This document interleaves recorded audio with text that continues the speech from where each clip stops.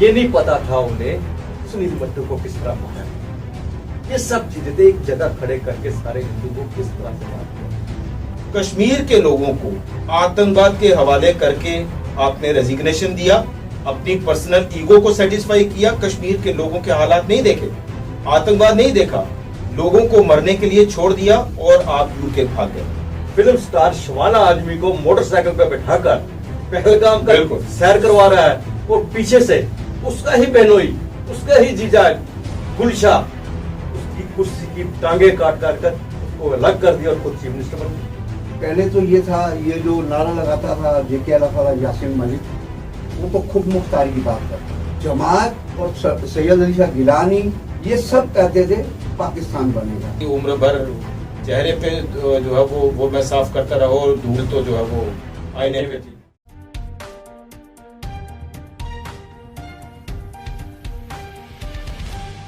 नमस्कार, PP news line में एक बार फिर आपका स्वागत है और मैं हूं दर्शपाल गुप्ता। जब से कश्मीर फाइल पिक्चर आई है तब से ये चर्चा का एक बहुत बड़ा विषय बना हुआ है, और खासकर जम्मू कश्मीर को लेके इस पे बहुत चर्चा हो रही है।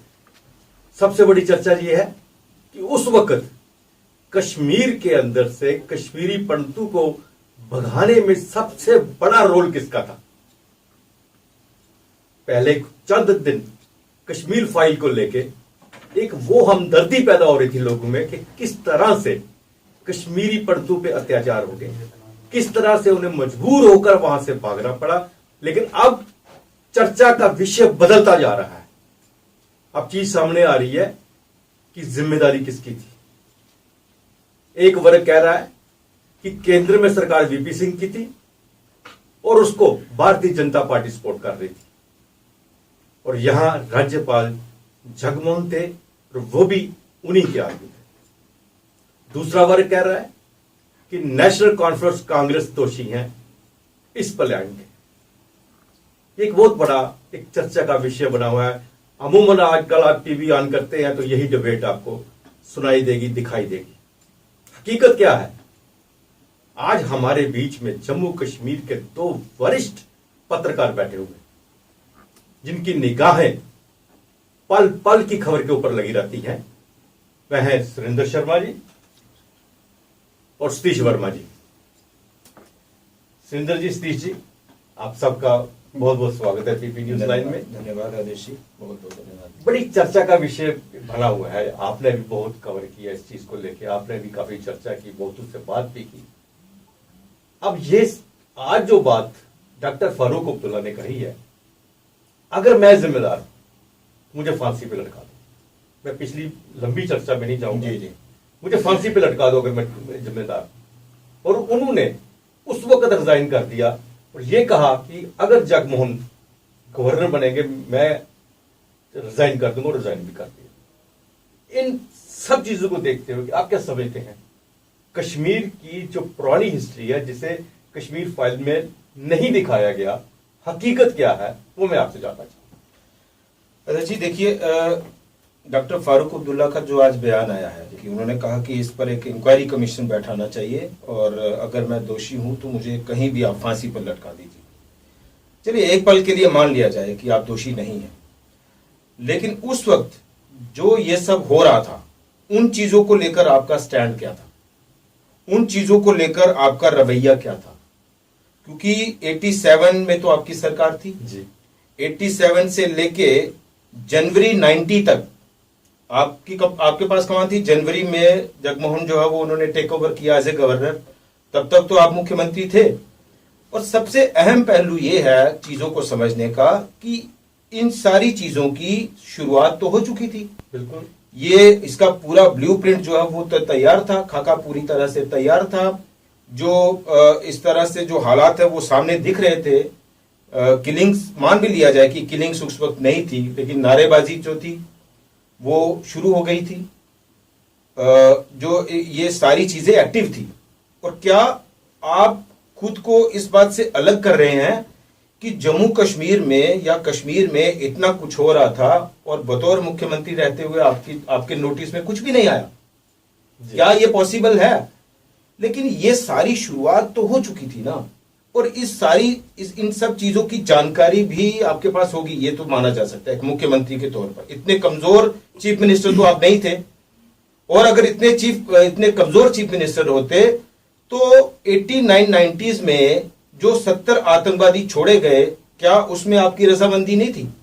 और अगर आपकी रजामंदी नहीं थी तो आपने क्या उसके ऊपर प्रोटेस्ट किया? या आज आप शुरू से कहते हैं कि आप कश्मीर के लोगों के, जम्मू कश्मीर के लोगों के सबसे बड़े हमदर्द हैं, और आज भी आप दावा कर रहे हैं कि आप ही जम्मू कश्मीर को चला सकते हैं और किसी के पास ये तजुर्बा ही नहीं है जम्मू कश्मीर को समझने का। ये आज भी आप दावे कर रहे हैं। तो क्या ये माना जाए कि उस वक्त कश्मीर के लोगों को आतंकवाद के हवाले करके आपने रेजिग्नेशन दिया, अपनी पर्सनल ईगो को सेटिस्फाई किया, कश्मीर के लोगों के हालात नहीं देखे, आतंकवाद नहीं देखा, लोगों को मरने के लिए छोड़ दिया और आप यूके भाग गए सिर्फ इसलिए कि आपकी ईगो हर्ट हुई? जगमोहन जो है वो आपके तहत मुख्यमंत्री गवर्नर जो है वो नहीं लग रहे थे?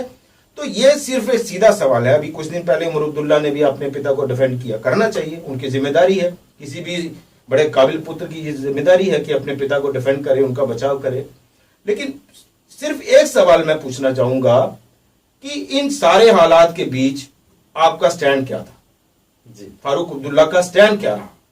अगर तो केंद्र सरकार नहीं मान रही थी, क्या आप उस वक्त आपने कोई प्रोटेस्ट किया? बिल्कुल सही कहा आपने Satish ji.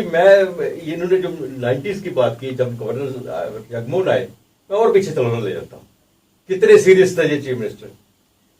Doctor Farooq Abdullah film star Shabana Azmi को मोटरसाइकिल पर बैठाकर पहलगाम का सैर करवा रहा है, और पीछे से उसका ही बहनोई, उसका ही जीजा गुलशा उसकी कुर्सी की टांगे काट काट कर उसको अलग कर दिया और खुद चीफ मिनिस्टर बन गए।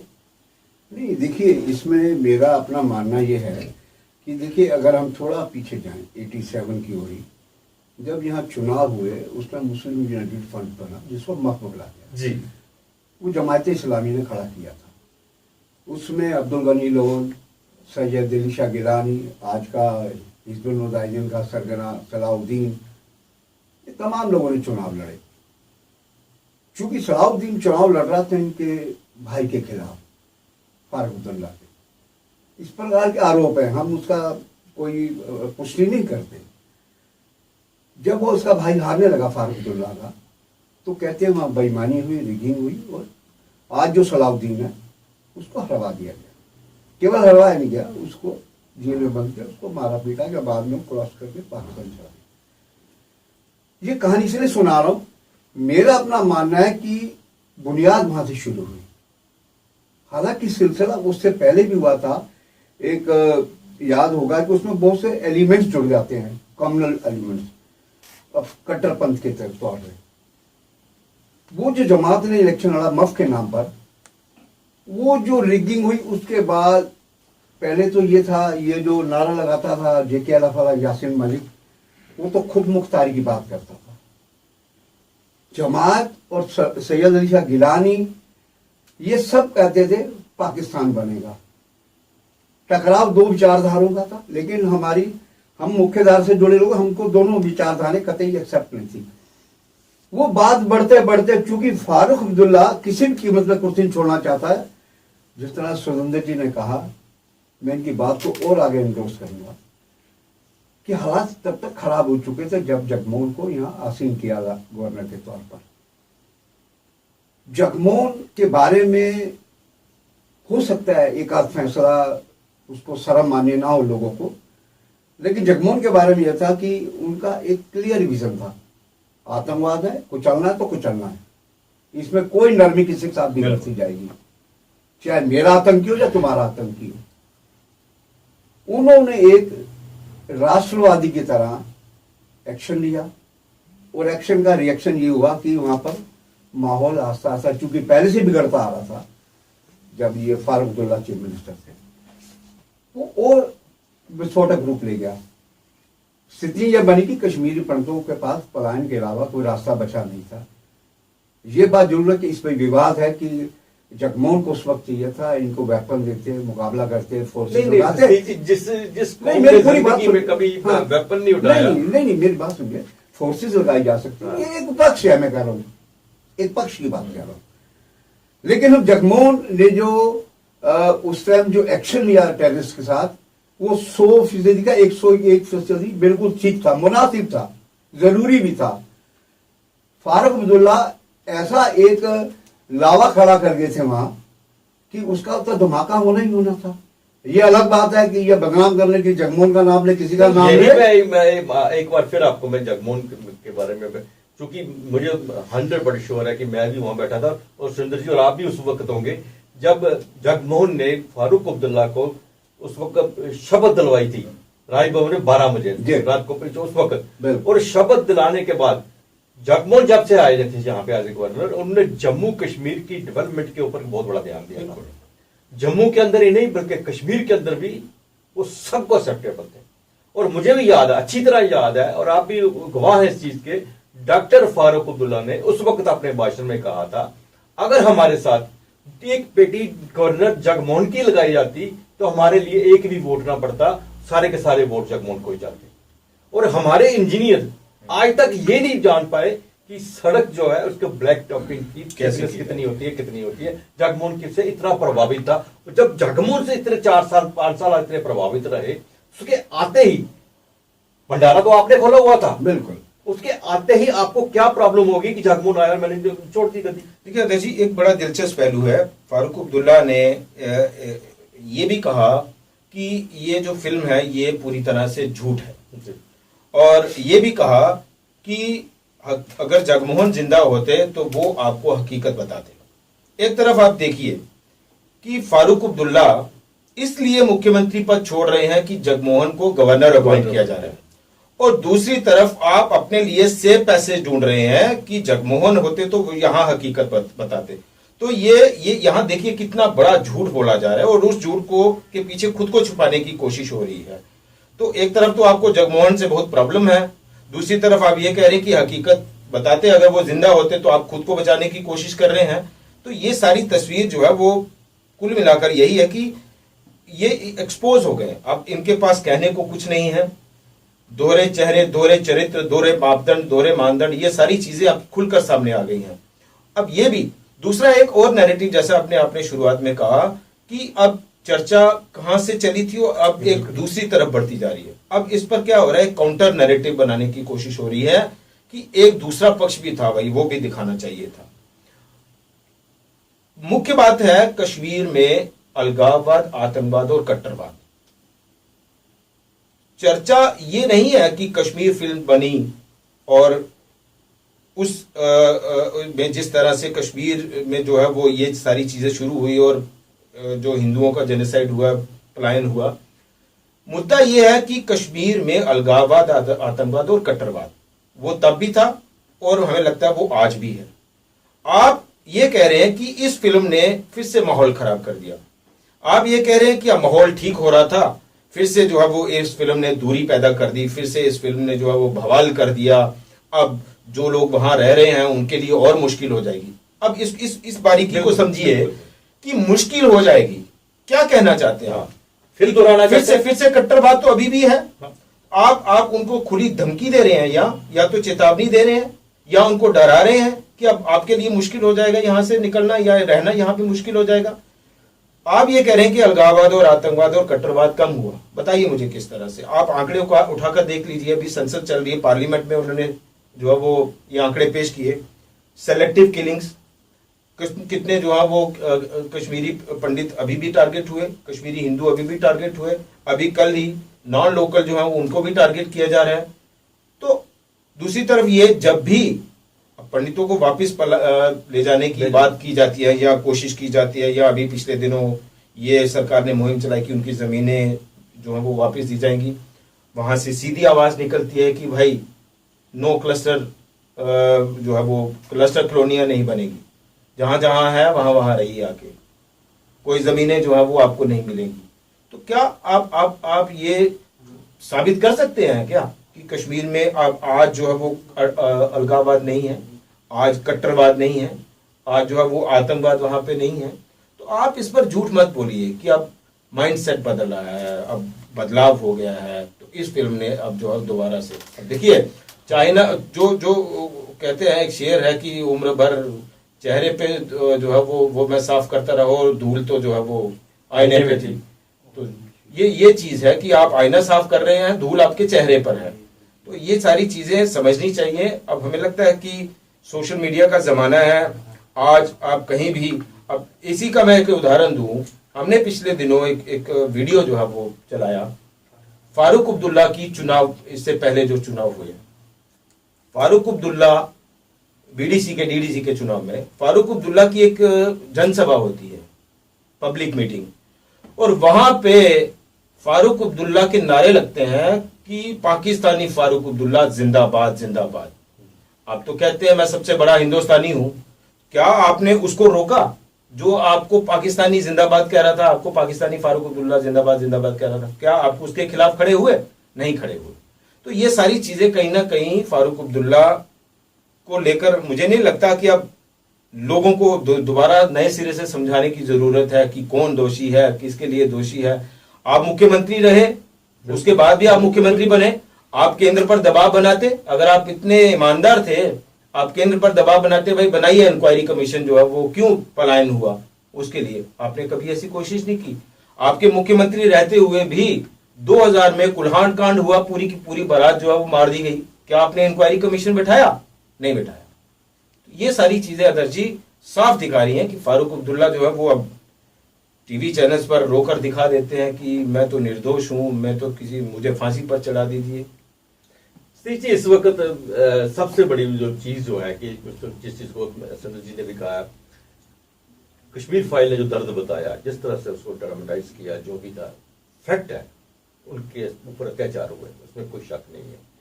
हमने अपनी आंखों से देखा ही नहीं, हमने महसूस भी किया हुआ है। हम अच्छी तरह से उनके साथ थे, बिल्कुल थे, वो हमारे साथ थे। लेकिन 90s के बीच में जो युवक थे, जो बच्चे थे, जो क्या तो 90s के बाद पैदा हुए थे, 90s में बोल हुए, उन्हें ये नहीं पता था।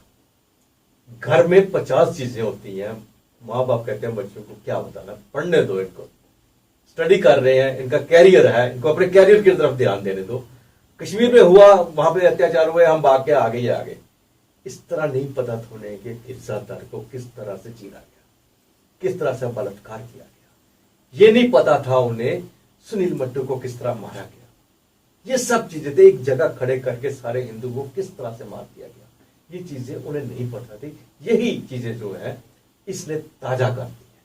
क्या वह लोग कश्मीर में वापस जाना चाहिए या इसके साथ ही वो वैसी ही अवस्था में जो कश्मीर में युवा है इन्हें एक्सेप्ट करेंगे?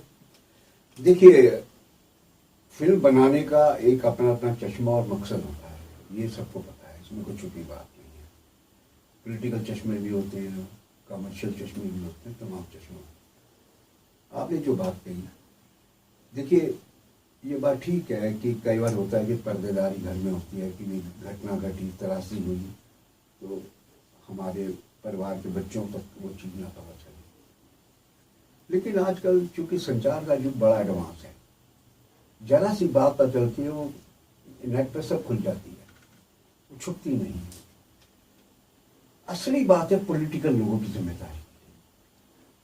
आप देखिए, कल गुलाम नबी आजाद से जब पूछा गया, उन्होंने अपनी तरफ से बड़ी चालाकी से जवाब दिया कि उसमें हिंदू भी मारे गए, पंडित भी मारे गए, मुसलमान भी मारे गए, डोगरे भी मारे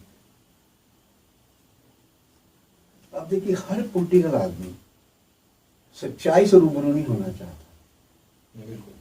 वो अपने तरीके से, मैं किसी विवाद में ना फंसूं, अपनी बात कह के निकल जाना चाहता है।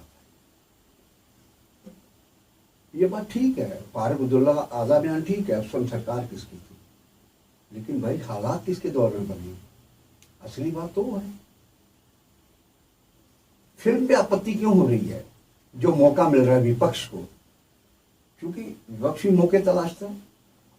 वो कह रहा है उस समय हुकूमत सेंटर में किसकी थी, लेकिन विपक्ष ये क्यों नहीं कह रहा कि ये जो पूरा बारूद जो बना था, ये किसके दौर में बना था, फारूक अब्दुल्ला के? उसको क्यों तरफ क्यों नहीं इशारा जाता विपक्ष का? मेरा कहने का मतलब यह है कि हम में सब नंगे हैं। आप किसी को कहो कि ये धर्माचार्य है या फलाना है। जो सियासत में आया है वो सियासत के लिए किसी हद तक जा सकता है। उसके लिए वो दौर चला गया कि आप समझो कि सियासत के नाम पर आदमी धर्मार्थ कार्य करेगा। वो देखता है कि मेरी कुर्सी कैसे बच सकती है। मैं वो उसी विचारधारा को चोरी छिपे खुलेआम वो अडॉप्ट करता है।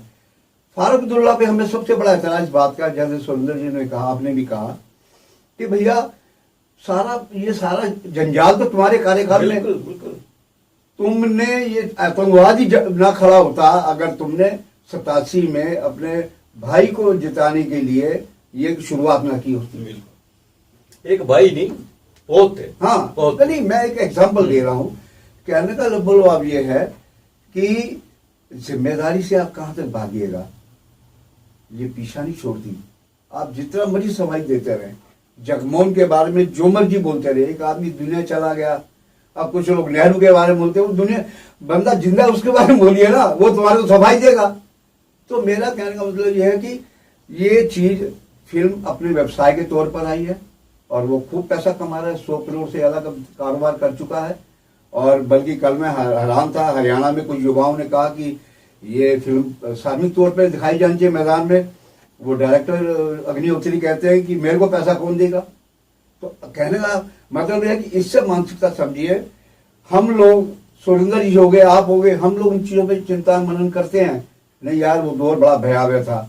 वो दौर याद करते हुए, जिस तरह आपने कहा कि उनकी जो जनरेशन दिल्ली और मैं सबसे बड़ी पहले तो मैं दाद दूंगा यहाँ के डोगरास को, जिन्होंने इनको गले लगाया। मैं सही बता रहा हूं, ये तराजी अगर डोगरों के साथ ही होती, मैं समझता हूं कश्मीर में कोई गले भी नहीं लगाता आपको। ये बड़ा कड़वा सकता है। सही बात। ये डोगरों का बड़ा दिल है कि डोगरों ने यहां जो भी आया उसको अपने गले लगाया। और उसके बाद ये दिल्ली, बेंगलोर, बॉम्बे, पुणे, जहां भी जाते हैं, विदेशों में जाके सेटल हो गए। कुल मिलाकर कहना यह है कि इस हमाम में सब नंगे हैं। सब राजनेताओं को, सब राजनीतिक दलों को इसमें मनन करना चाहिए। और 47 का भी विभाजन, वो भी राजनीतिक था, समझे ना। उसकी तराजी तो हम परिवारों ने झेली है। तो ये सब चीजें दोहराई ना जाए भविष्य में, इसकी ओर सबको सुनना चाहिए। फारूक अब्दुल्ला, लाख सफाई दो। अगर आप इस तरह की बातें करते हैं कि उनके मन में मैल हो आएगा, तो आप क्या प्रवोक कर रहे हैं क्या? यही बात मैं सुंदर जी, मैं आखिर में आपसे ये जानना चाहूंगा, इस पिक्चर आने के बाद, जैसे मेरा प्रश्न सतीश जी से भी था, यही कि जो युवा है क्या वो एक्सेप्ट करेंगे या ये युवा वहां पे जाएंगे। इस बीच में कोशिशें हार्ड हार्टेड की जाए, फुल हार्टेड की जाए, कैसे की गई, वापस जाने की कोशिशें की गई। लेकिन इस पिक्चर आने के बाद मुझे नहीं लगता कि वो पुरानी स्थिति फिर आएगी। या इन्होंने जितनी भी आज तक कोशिशें की हैं, इस पिक्चर देखने के बाद, हालांकि पिक्चर है, हकीकत नहीं है, हकीकत जो भी है वो कुछ और हो भी सकती है, पिक्चर है। लेकिन अब जितनी भी इनकी कोशिशें थी, क्या अब सारी की सारी बेकार तो नहीं होगी? क्या दोबारा से वहां कश्मीर में ये बसने के लिए तैयार होंगे? देखिए अदर जी, मुझे लगता है व्यक्तिगत तौर पर ये मेरा पर्सनल जाती मानना है कि थोड़ा स्टैग्नेशन होगा। थोड़ा सा एक टाइम पीरियड जो है वो उस दौरान तक तो मुझे नहीं लगता कोई ऐसी हलचल होगी। क्योंकि वहां से भी आप देखिए कि टनल के उस पार से भी अब काउंटर नैरेटिव जो है वो बनाने की कोशिश हो रही है कि बहुत सारे मुस्लिम थे जिन्होंने उनको शरण भी दी, बिल्कुल दी होगी, हम नहीं कह रहे इस बात को लेकर। लेकिन आप अभी भी आप कह रहे हैं सिख जो है वो भी मारे गए, पंडित भी मारे गए, मुसलमान भी मारे गए होंगे, हम वो नहीं कह रहे। लेकिन आप आज भी उस जेनोसाइड को एक्सेप्ट नहीं कर रहे हैं। आज भी आप जो है वो उस पलायन को, जो पलायन के कारण थे, उनको आज भी आप एक्सेप्ट नहीं कर रहे हैं। जैसा मैंने शुरुआत में कहा कि आप कह रहे हैं, आप ये बताने की कोशिश कर रहे हैं कि माहौल बदल रहा था। और कट्टरवाद जो है वो, उसके उदाहरण भी मैंने दिए कि आज भी अब कश्मीरी पंडितों की घाटी वापसी के प्रयास शुरू होते हैं तो वहां से आवाजें उठना शुरू हो जाती है, किलिंग शुरू हो जाती है। अभी आपने देखा ये जो अभी थोड़ा बहुत प्रोसेस चल रहा था, तो कश्मीरी पंडितों की किलिंग्स फिर से शुरू हुई। टारगेट के बहुत सारे जो है वो मारे गए, सरपंच जो है वो मारे जा रहे हैं, टारगेट करके मारे जा रहे हैं। तो इसका क्या मैसेज है, इसका क्या संदेश है? और दूसरी बड़ी बात कि जब ये किलिंग्स होती हैं, आप एक लिप सर्विस कर देते हैं कि ये दुखद है, हम कंडेम करते हैं। क्या नेशनल कॉन्फ्रेंस जो क्लेम करती है हम सबसे बड़ी जमात है जम्मू कश्मीर की, क्या आपके पार्टी के लोगों ने अपनी पार्टी के झंडे लेकर कश्मीर में कोई विरोध प्रदर्शन किया? आप ये मैसेज देते कि नेशनल कॉन्फ्रेंस इस तरह की घटनाओं की, हत्याओं की पूरी तरह से खिलाफ है। आपने कभी प्रदर्शन किया? पीडीपी, क्या पीडीपी के कैडर ने कभी झंडे लेकर जो है वो शांति मार्च निकाला कि हम इन हत्याओं को बर्दाश्त नहीं करेंगे? नहीं हुआ। अभी जो तमाम जो पार्टियां हैं, अपनी पार्टी हो, एबीसीडी जितनी भी हो, तो आप कैसे क्लेम कर रहे हैं कि आप कट्टरवाद के साथ नहीं हैं, आप अलगाववाद के साथ नहीं हैं, आप आतंकवाद के साथ नहीं हैं? ये तो जीते जाते उदाहरण है, ज्वलंत उदाहरण है। तो ये थोड़ा बहुत अभी स्टैग्नेशन होगा। अभी मुझे नहीं लगता कि केंद्र सरकार भी कोई ऐसे प्रयास करेगी। जो पंडित हैं वो भी कहीं ना कहीं इस वक्त जो है वो एक गहरे सदमे में भी हैं और आत्मचिंतन में भी हैं कि क्या, और अगली जनरेशन जो है वो जाहिर सी बात है इस फिल्म को देखकर अपने परिवार के लोगों को, बुजुर्गों को ये सवाल पूछेगी कि बताइए भाई हम वहां पे क्यों जाएं, और अगर दोबारा से ऐसा माहौल बना तो फिर हम क्या करेंगे? बिल्कुल सही, या बन भी रहा है, किलिंग्स तो हो रही हैं। तो ये थोड़ा सा मुझे लगता है ये स्थिति तो है। सुरेंद्र जी, आपने बहुत अच्छी बात कही कि क्या को शांति मार्च निकाला गया। इसके विपरीत जम्मू में कभी कुछ होता है, ऐसी बात होती है, तो दूसरे दिन ही सभी धर्म वाले शांति मार्च निकालते हैं। ये एक बार नहीं, बहुत बार हुआ है। अगर बठिंडे में हुआ कहीं या किसी जगह, किसी और जगह कुछ हुआ, सारे धर्म इकट्ठे होकर, हिंदू, मुस्लिम, सिख, ईसाई इकट्ठे होकर कंडेम करते हैं और शांति मार्च निकालते हैं। ये बहुत बड़ी बात आपने कही। पिछले 30 सालों के बीच में कभी ऐसा एक भी शांति मार्च, 20 साल से तो हम इस प्रोफेशन में हैं, हमने कभी नहीं देखा। तो इन्होंने हम ऐसा उम्मीद करते हैं कि जिस लक्ष्य को लेकर सरकार चाहती है वो उसमें अभी भी विलंब है। समय लगेगा, लेकिन कितना लगेगा ये कहना मुश्किल है। आप हमारे स्टूडियो में आए, आपका बहुत बहुत धन्यवाद। आज के लिए बस इतना ही। अगले प्रोग्राम में फिर आपसे भेंट होगी, तब तक इजाजत दीजिए। नमस्कार।